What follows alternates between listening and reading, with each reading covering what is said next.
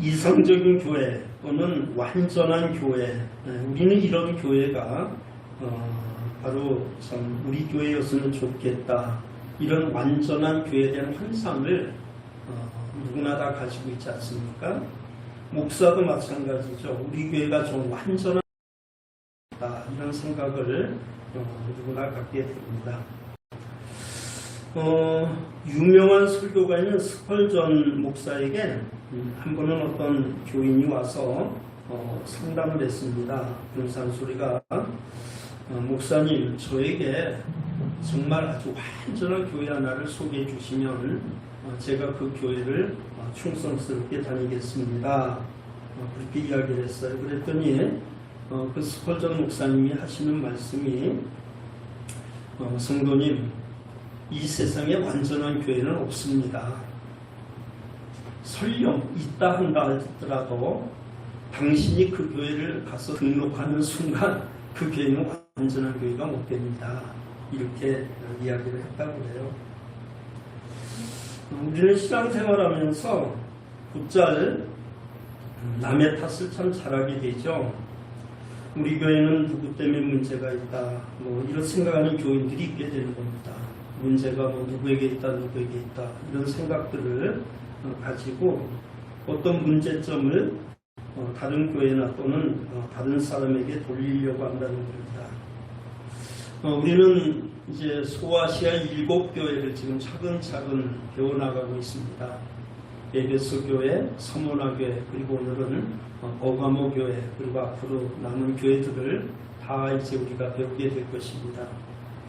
서두에서 말씀을 드렸지만 이 소아시아 7교회는 시대적으로 초대교회에서부터 종말을 사는 그 교회까지 해당되는 교회가 있을 것이고, 또 같은 시대에도 이 여러 교회는 현존하고 있다고 하는 겁니다. 또 한 교회 안에도 다양한 신자의 모습이 있어요. 그래서 우리 교회 안에서도 에베소 교회 신자 같은 신자가 있는가 하면, 또는 이제 라오디게아 교회 같은 그런 신자도 있을 수가 있겠죠.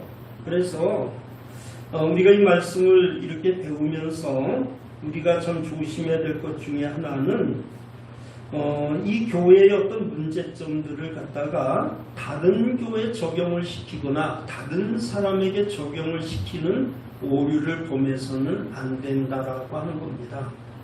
오늘 말씀 들어보니까 이 교회는 저 포천의 어떤 교회 같아, 혹은 이거는 우리 교회 암계 집사 같아, 장로 같아, 권사 같아, 이런 식으로 해가지고 어떤 문제점이 드러나는 것을 자기에게는 생각지 않고 다른 사람과 비교를 해서 그 사람 같다라고 이렇게 판단하는 오류를 범해서는 안 된다라고 하는 겁니다.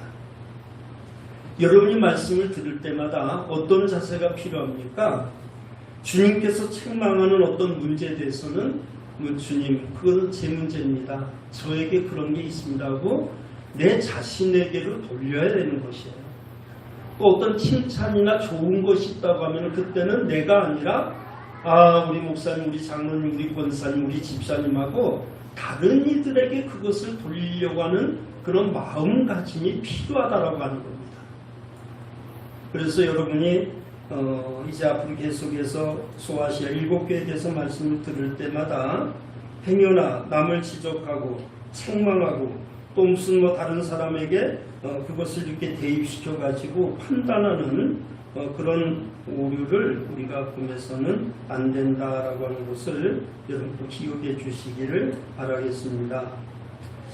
성령은 남의 문제를 내게 돌리지 않습니다. 성령이 하시는 말씀은 내게 들려졌다면 그것이 내 자신의 문제임을 우리가 기억하고, 성령께서 어떤 음성을 주실 때에 그 음성을 따라서 순종하는 마음을 갖는 것이 내가 하나님 앞에 더 한 걸음씩 가까이 가는 비결이 된다는 것을 여러분 꼭 잊어서는 안 될 것입니다.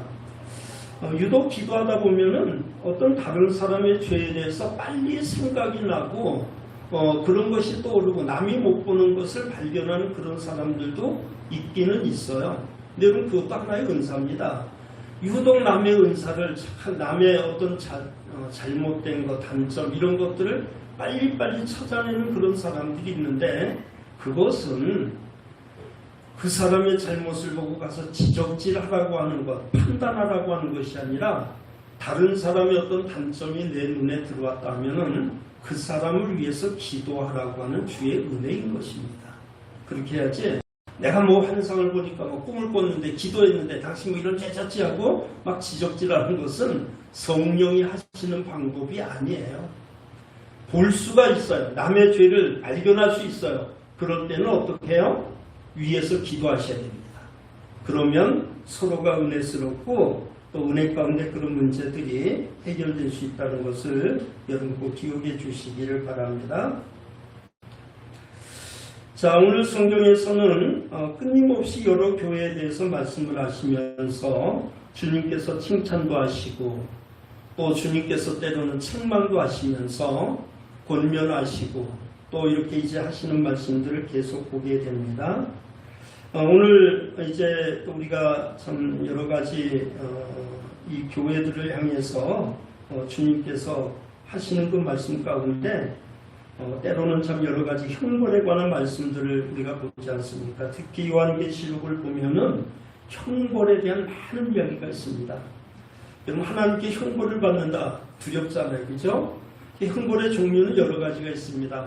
뭐 병이 걸리는 수도 있고 또는 사업에 문제가 생기는 수도 있고 또 사랑하는 가족을 잃는 수도 있고 여러 가지 많은 문제들이 있죠.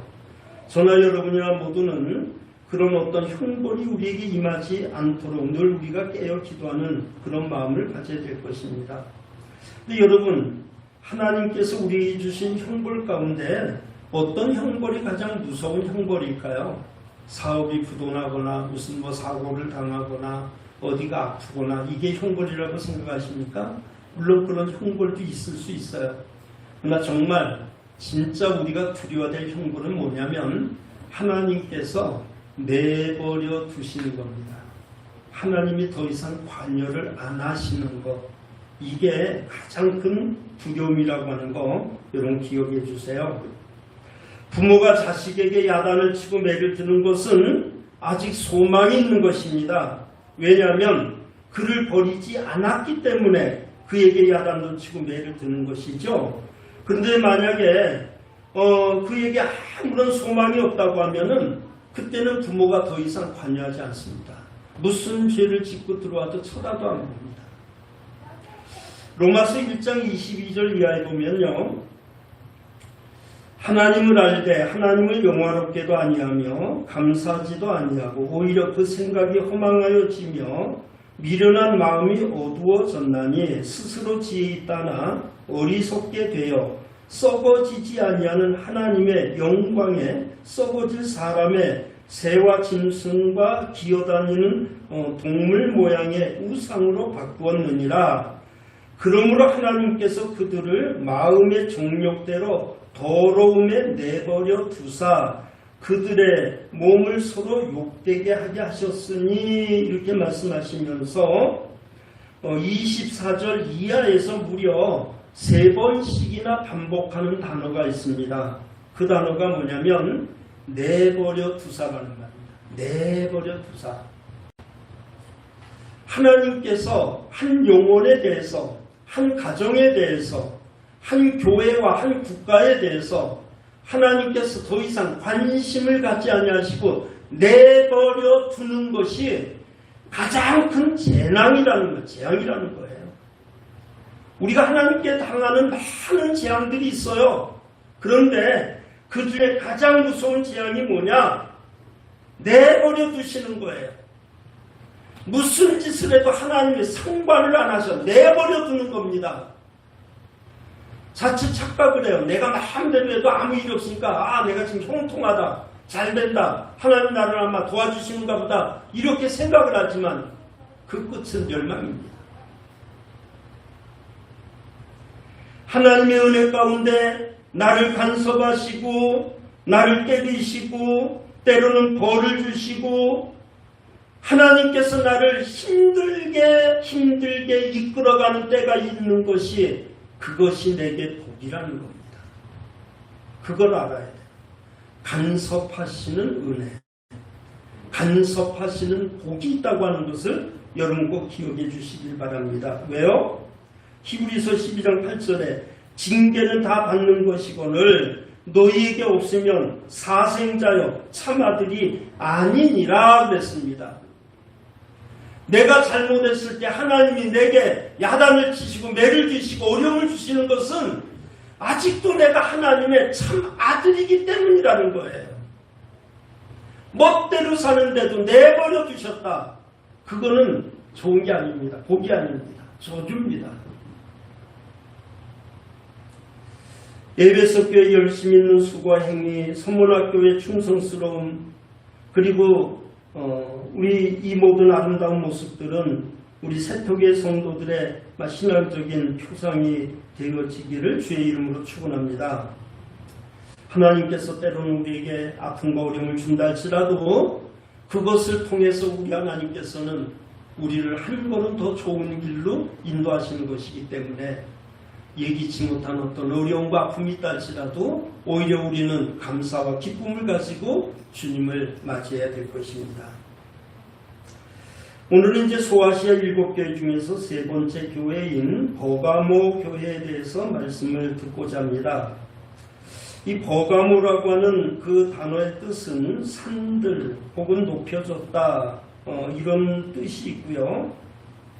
또 다른 의미에서는 혼인이라고 하는 뜻을 가진 단어가 이 버가모라고 하는 단어입니다. 소아시아의 서쪽 무시아 지방의 구릉지에 건설된 성읍으로서 외형적으로 굉장히 높은 곳에 이렇게 건축이 되어져 있어요. 이것은 에베소 교회와 에베소와 소모나가 상업적으로 아시아 중심의 역할을 한 반면 버가모 교회는요, 버가모라고 하는 이 지역은요, 문화적인 측면에서 아시아의 아주 중심부 역할을 하는 지역이었습니다. 그래서 당시 의학학교, 요즘 말은 의학대학이죠. 의과대학이 있었고 그곳에 그리고 거기에 그 당시에 한 20여만 권의 책을 소장한 도서관이 있었다고 그래요.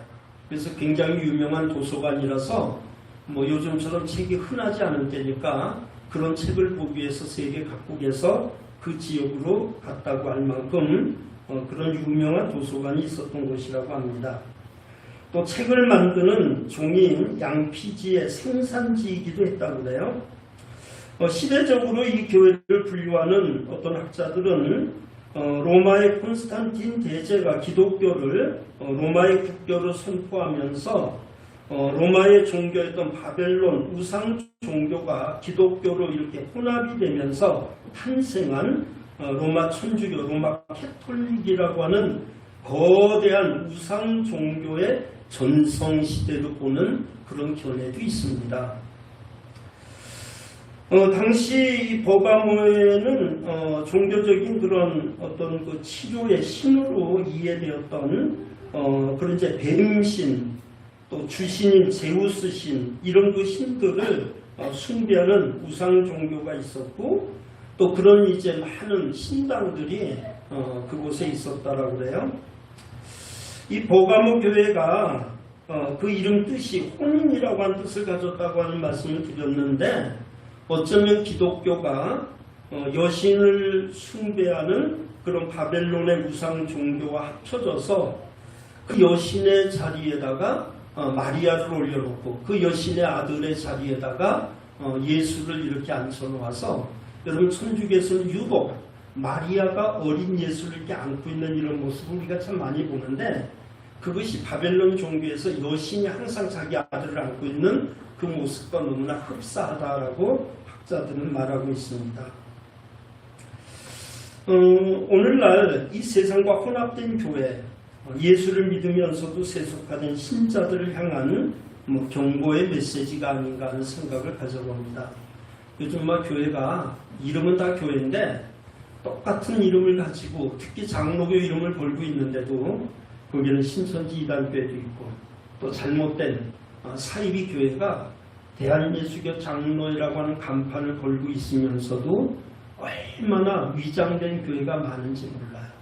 그래서 하나님께서는 그 시대 버가모 교회를 향해서 책망하시던 그 책망의 소리가 오늘 현존하는 이 교회 안에도 여전히 있을 수 있다는 것을 우리가 기억을 해야 되고, 똑같이 한 교회에서 우리가 신앙생활을 하면서도 아직까지 세상에 붙어있는 그 끈들을 놓지 못한 채 한쪽으로는 예수를 바라보고 교회에다 발을 딛고 한쪽은 세상을 향해서 발을 디딘 채 그 중간에서 그냥 왔다 갔다 하는 그런 세속화된 신자의 모습을 또 주님께서 경고할 수도 있다는 거 여러분 잊어서는 안 됩니다.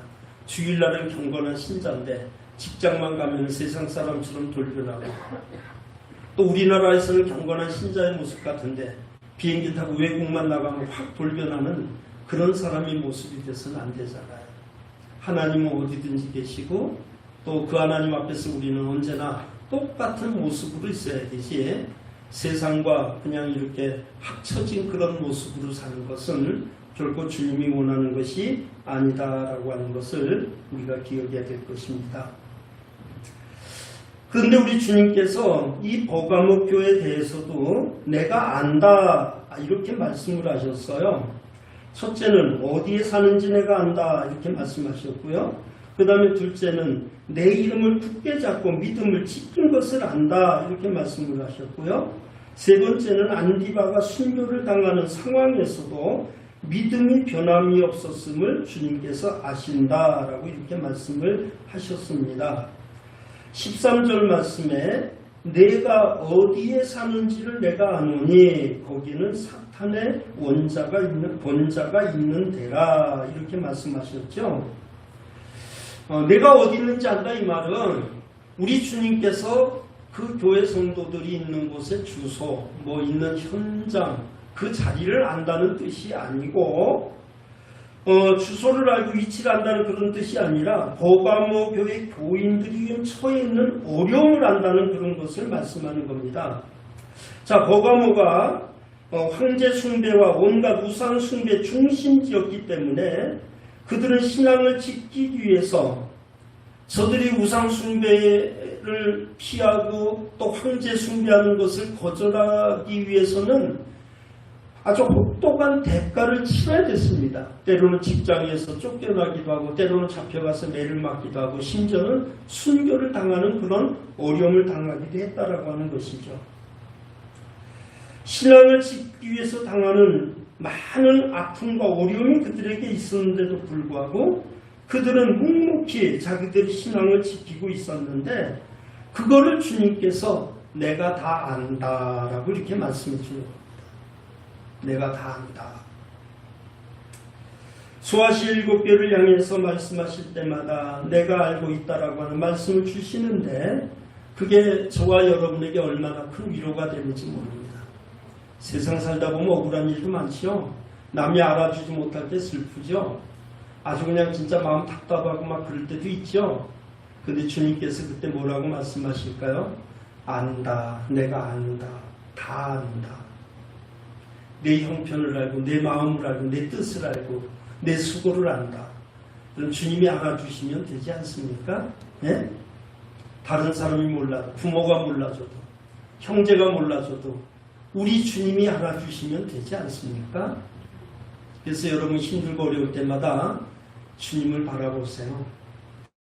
아브람도요 자기 조카롯을 아들처럼 잘 줘서 양육했는데 어느 날 배신하고 떠나버리는데 마음이 얼마나 아프겠어요. 그때 하나님께서 야 아브람아 너 저 밖에 나와봐라. 하늘 쳐다봐라. 뭐가 보이냐? 별이네요. 한번 세봐라. 별 하나 별들은 쫙 세봐. 이거 도저히 못 쓰겠습니다. 그렇지. 내가 내게 줄 복이 그보다 더 많다. 하나님 위로해 주십니다. 여러분 사람의 위로는 잠깐입니다. 하나님의 위로는 영원하다는 거 꼭 잊지 마시기를 바랍니다. 우리 주님은 다 보고 계십니다. 다 기억하고 계십니다. 다 알고 계십니다. 다 듣고 계십니다. 말 한마디 행동 하나 안 놓치고 다 보시고 다 들으시고 다 하시고 그래서 내가 행한 대로 갚아주리라고 말씀하십니다. 그럼 우리 그냥 의미 없이 말 한마디 내뱉고 하지만 주님은 분명히 말씀하셨습니다. 무익한 말 한마디라도 다 내가 갚으리라고 말씀하십니다. 그래서 정말 우리 하나님 앞에서 언제나 우리의 삶의 자세를 돌아볼 필요가 있습니다. 말 한마디 행동 하나 안 놓치고 다 보시고 다 들으시고 다 하시고 그리고 행한 대로 갚아주시는 그분, 하나님 앞에서 저와 여러분이 어떻게 서 있어야 되는 것을 우리가 잊어서는 안 되겠죠.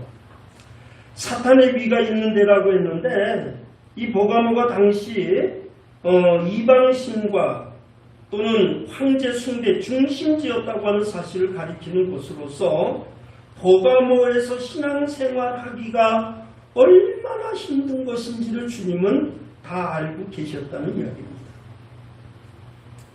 우리가 이 땅에서 때로는 당하는 환난, 그러나 주님은 그 환난을 아신다는 거 잊어서는 안 됩니다. 요한복음 16장 33절, 세상에서는 너희가 환난을 당하나 담대하라, 내가 세상을 이겼노라 말씀하셨고요. 마태복음 28장 20절, 볼지어다 내가 세상 끝날까지 너희와 항상 함께 있으리라 라고 말씀하셨어요. 우리와 항상 함께 하시는 그분이길래 우리의 형편, 우리의 처지, 우리의 그 모든 상황을 누구보다도 잘 아시는 주님이십니다. 그런데 주님께서 또 우리에게 주시는 말씀이 뭐냐면 내 이름을 굳게 잡았다라고 칭찬해 주신 것입니다.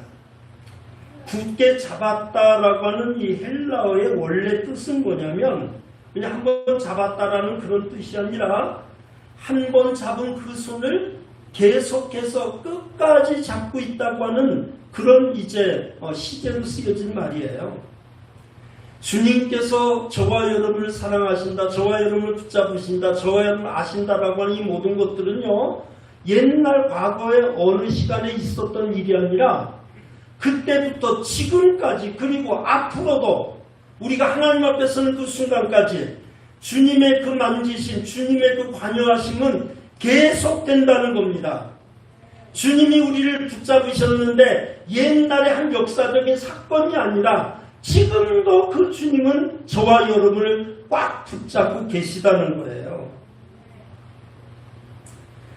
그 결과 버가모의 최초의 순교자인 안디바가 순교당할 때 성도들이 흔들림 없이 믿음을 지켜나갔음을 말씀하고 있습니다. 그것을 칭찬하신 거예요. 안디바는 로마 황제 숭배에 대해서 반대를 하고 믿음을 지키다가 순교를 당했습니다. 교회 안에 박해가 심해졌을 때 성도들은 요동치 않고 그 믿음을 지켜나갈 수 있었습니다. 사실 한 사람이 잡혀가서 죽었다. 얼마나 두렵고 떨리는 일입니까? 누구나 그때 막 몸을 낮추고 그래야 되는 거 아니겠어요? 그런데 버가모 교회 신자들은 안디바가 잡혀가서 순교를 당했는데도 불구하고 저들은 그 믿음을 변치 않냐고 여전히 하나님 앞에서 믿음의 삶을 지켜나갈 수 있었던 것이죠. 그래서 버가모에 나타나신 주님의 모습은 본문 12절 말씀에 보니까 좌우의 날성검을 가지시니가 이르시되 라고 이렇게 말씀을 했어요. 좌우의 날성검을 가지시니. 요한계시록 1장 16절, 그 오른손에 7별이 있고 그 입에는 좌우의 날성검이 나오고 그 얼굴은 해가 힘있게 비치는 것 같더라 그랬습니다. 히브리서 4장 12절에 하나님의 말씀은 살았고 운동력이 있어 좌우의 날선 어떤 검보다 예리하여 혼과 영과 및 관절과 골수를 찔러 쪼개기까지 하며 또 마음의 생각과 뜻을 감찰하시나니 그랬습니다. 여기 좌우의 날선 검은 하나님의 입을 통해서 나오는 말씀을 나타내는 겁니다. 주님께서는 버가모 교회를 향해서 두 가지를 지적을 하셨죠. 첫째는 버가모 교회는 하나님의 말씀보다 발람과 니골라의 교훈을 지키는 자리에 있다라고 지적을 하셨어요. 14절 15절입니다. 그러나 내게 두어 가지 책망할 것이 있나니 거기 내게 발람의 교훈을 지키는 자들이 있도다. 발람이 발락을 가르쳐 이스라엘 자손 앞에 걸림돌을 놓아 우상의 제물을 먹게 하였고 또 행음하게 하였느니라. 이와 같이 내게도 니골라당의 교훈을 지키는 자들이 있도다 그랬습니다. 자, 그럼 발람 선지자가 누군지 너무 잘 아시죠? 자, 모압 왕 발락이 말이죠. 이스라엘이 그냥 승승장구해가지고 광야를 행진해 오는데 두려움이 앞섰습니다. 왜냐하면 이스라엘이 가는 곳마다 승리를 했거든요. 그래서 안 되겠다. 저놈들을 저주해야 되겠다. 그래가지고 그 당시 아주 술사로 유명했던 발람을 불러다가 이스라엘이 행진하는 데가 쫙 보이는 높은 데다가 그를 데려가가지고 너 저들을 위해서 저주를 해라 그랬어요. 근데 하나님이 그 전날 원래 이제 발락이 발람을 부르려고 술에다가 금은과를 잔뜩 씌워가지고 너 이스라엘을 저주해달라고 이것을 다 주겠다 그랬습니다.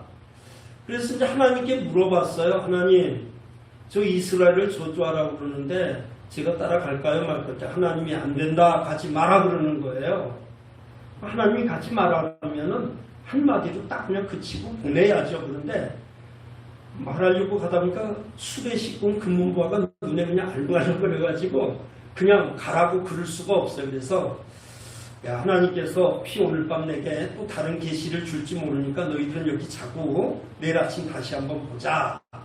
근데 역시 하나님께서는 뭐 가지 말게 하시는 건데 이 발람이 그냥 그 계속 금문부화의 마음이 끌려가지고 가려고 하니까 하나님이 그럼 가라. 그래서 그냥 내버려뒀어요. 가라 그랬어요. 신이 나가지고 저가 가려고 하는데 길목에서 말이죠. 천사가 칼을 들고 기다리고 있었던 겁니다. 지금 이 발람 선지자에게는 앞에 있는 천사가 칼을 들고 있는 것이 안 보입니다. 그 눈에는 지금 금은보화만 잔뜩 들어와 있으니까.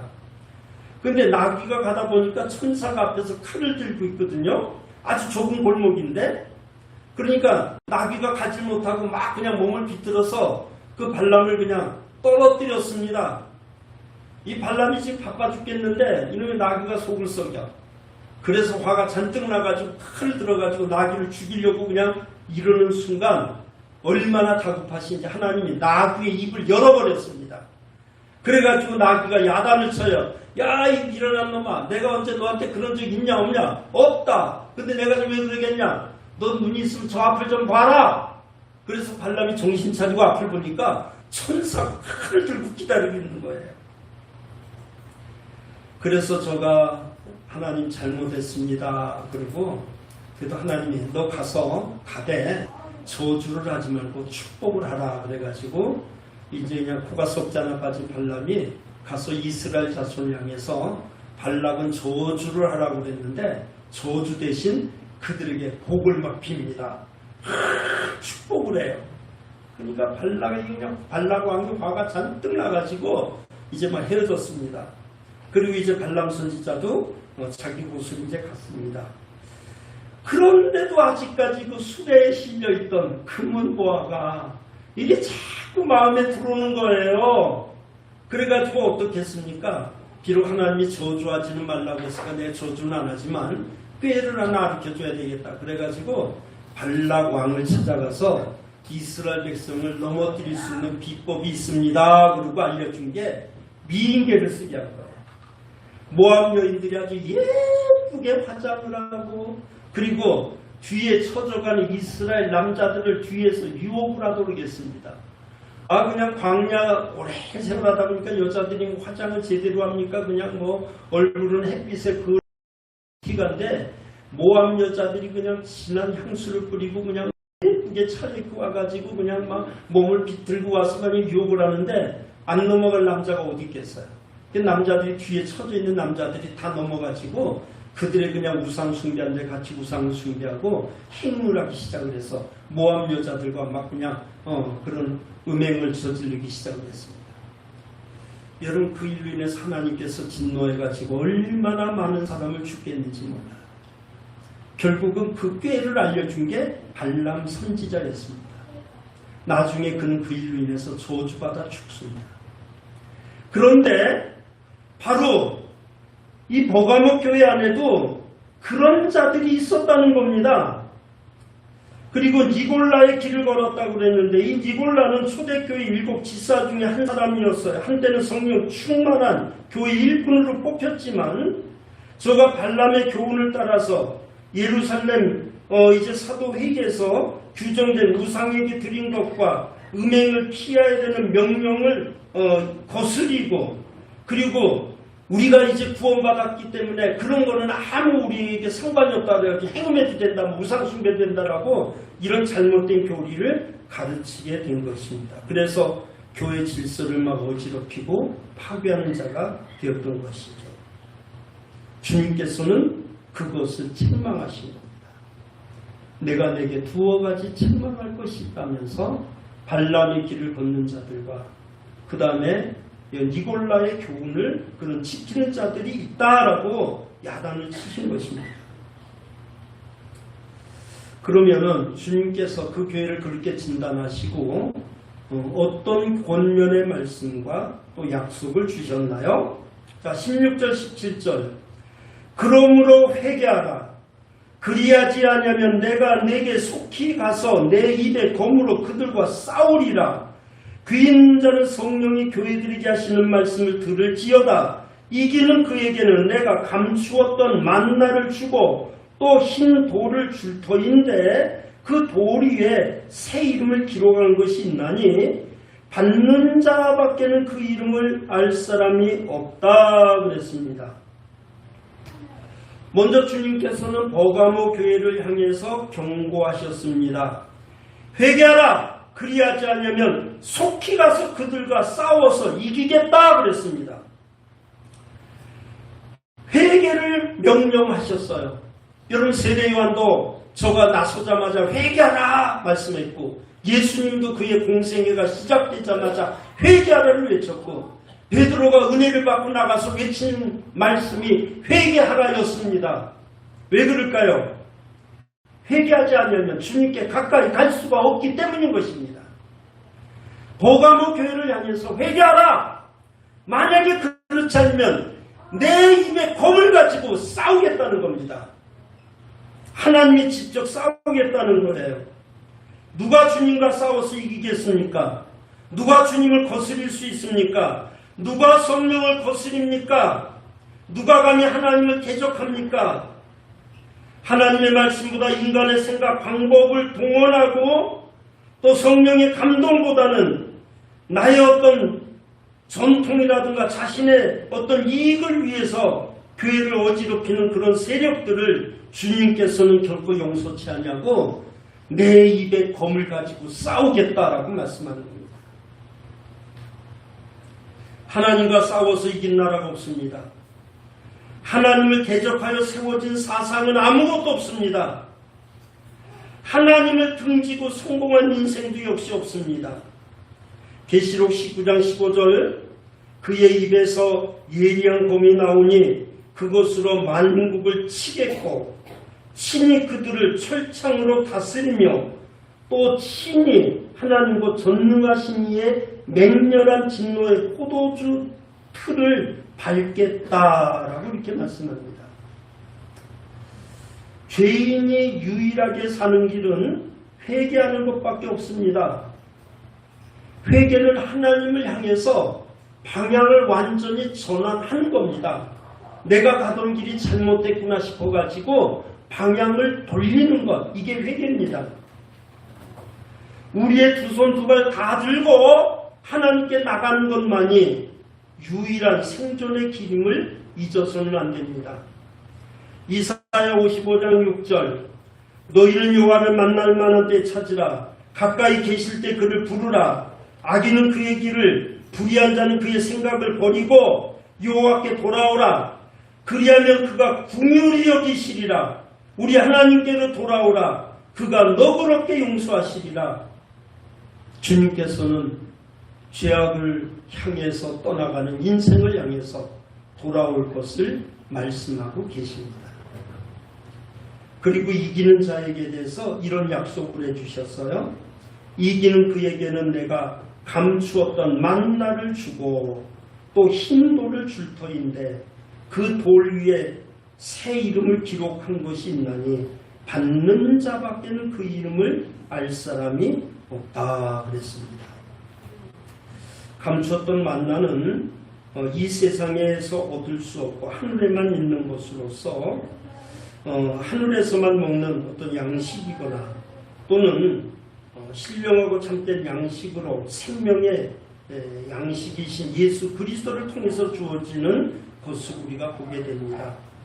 어쩌면 그 옛날 이스라엘 백성들이 광야에서 만나를 먹었던 것처럼 그거는 인간들이 만들어낸 게 아니었거든요. 하나님이 새벽마다 주신 겁니다. 하나님께서 오늘도 말씀을 통해서 우리에게 날마다 들려주시는 그 주의 음성, 이것이 우리에게 만나가 될 것이고, 장차 우리가 저 영원한 천국에 가게 되어지면 이 땅에서 상상하지도 못할 그런 식을 우리가 주님으로부터 공급받게 될 것입니다. 그래서 뭐 천국 가서 지지고 볶고 그건 안 할 것 같아요. 거기는 그게 아니더라도 자연적으로 주님으로부터 주어지는 신령한 음식들이 우리에게 있어질 것입니다. 그리고 여기 보니까 또 흰 돌을 주겠다 그랬는데요. 이 돌 위에 새 이름을 기록한 것이 있다고 그랬습니다. 그리고 받는 자밖에는 그 이름을 알 사람이 없다라고 그랬어요.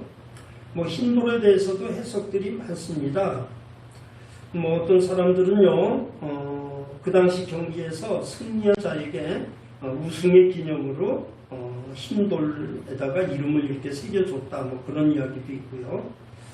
또 어떤 이들은 그 당시 이제 큰 귀족들이 잔치를 하게 되어지면 거기 들어가는데 초대장으로다가 흰 돌에다가 이름을 써서 주면 그 돌을 가져야만이 그 연회장에 들어갈 수 있었다. 뭐 또 그렇게 이야기를 하기도 합니다. 어쨌든 저와 여러분이 하나님의 나라에 이제 들어가게 되어질 때 이 흰 돌은 하나님의 백성을 구별하는 하나의 호패가 될 것입니다. 그리고 거기에는 이름이 써 있는데 우리가 이 땅에서 우리가 가지고 있는 이름이 있잖아요. 근데 천국에서는 다른 이름으로 아마 불려지는 것 같아요. 그 이름을 받은 자 외에는 알 자가 없다고 그랬잖아요. 주님께서는 제자들을 만나시고 이름을 바꿔주시기도 했습니다. 하나님을 만난 사람들이 이름을 야곱에서 이스라엘로 바꾸기도 했어요. 또 아브라함은 아브라함으로 바꿨습니다. 이렇게 이름을 바꿔주시듯이 우리가 이 땅에서 부르는 이름이 아니라 저 영원한 천국에서 아마 저와 여러분을 부르는 하나님의 호칭이 있을 것입니다. 얼마나 신비할까요? 어떤 이름을 내게 불러주실까요? 우리는 다 알 수 없지만 분명한 것은 하나님께서 새 이름을 그 돌에다가 새겨주시고 그 이름을 불러주시는 곳이 바로 우리가 갈 저 영원한 천국이라고 하는 사실을 기억하면서 훗날 저와 여러분 중에 단 한 사람도 빠짐없이 그 영광스러운 자리에서 우리 주님이 주시는 만나를 먹고 또 그분이 주시는 흰돌에 새겨진 내 이름을 보면서 아, 이게 천국에서 불려질 내 이름이구나. 이 땅에서야 길어봤자 뭐 70년 80년 불려진 이름이지만 저 영원한 천국에서는 영원토록 하나님께서 불러주신 이름이 아니겠습니까? 그런 아름다운 이름을 받고 영원토록 하나님 은혜 가운데 복받는 삶을 누리는 저와 여러분 되어지기를 주의 이름으로 축원합니다.